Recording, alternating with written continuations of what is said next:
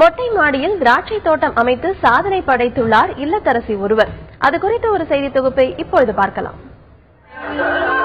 துணியை உலர்த்த மட்டுமே பயன்படுத்தப்பட்டு வந்த மொட்டை மாடியை பலரும் தற்போது விவசாயத்திற்கும் பயன்படுத்த துவங்கி உள்ளனர். மொட்டை மாடி தோட்டத்தில் அடுத்த கட்டமாக திராட்சை தோட்டம் அமைத்து சாதனை படைத்துள்ளார் திண்டுக்கல் மாவட்டம் வேடச்சந்தூர் அருகே உள்ள புளியம்பட்டியைச் சேர்ந்த இல்லத்தரசி சௌடீஸ்வரி. பொழுதுபோக்காக துவங்கியது தற்போது பெரிய விவசாயமாக மாறிவிட்டதாக மகிழ்ச்சி தெரிவித்துள்ளார் சௌடீஸ்வரி. மாடி சும்மா இருக்க கூடாதுன்னு சொல்லி நாங்க திராட்சை செடி அங்க மாடியில கொண்டு வந்து மேல பரவி நான் வீட்டுல இருந்து சும்மா இருக்க கூடாதுன்னு இது ஒரு வேலையா செஞ்சது. இது ஒரு விவசாயம் மாதிரி ஆகி போச்சுங்க. இந்த பழம் சொந்தக்காரங்களுக்கும் கொடுப்போம், பிள்ளை வீட்டுகளுக்கும் கொடுப்போம். யாருக்கும் காசுக்கு இது வரைக்கும் வித்ததில்லை.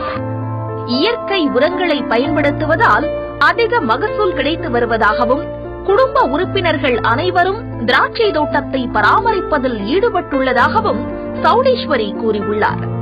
தங்கள் தோட்டத்தில் விளையும் திராட்சை பழங்களை யாருக்கும் விற்பனை செய்வதில்லை எனவும் நண்பர்கள் மற்றும் உறவினர்களுக்கு இலவசமாக கொடுத்து மொட்டை மாடி விவசாயம் செய்ய அறிவுறுத்தி வருவதாகவும் சௌடீஸ்வரி குடும்பத்தினர் தெரிவித்துள்ளனர். டைம் கிடைக்கிறப்ப இதை பார்த்துட்டு இருப்பேன்.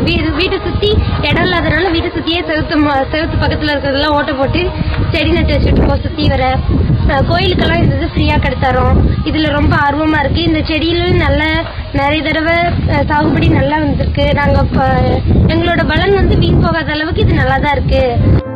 முயற்சியும் ஆர்வமும் இருந்தால் கட்டாந்தரையை கூட சோலைவனமாக மாற்றலாம் என்று இல்லத்தரசிகள் பலரும் அடிக்கடி நிரூபித்துக் கொண்டுதான் இருக்கிறார்கள்.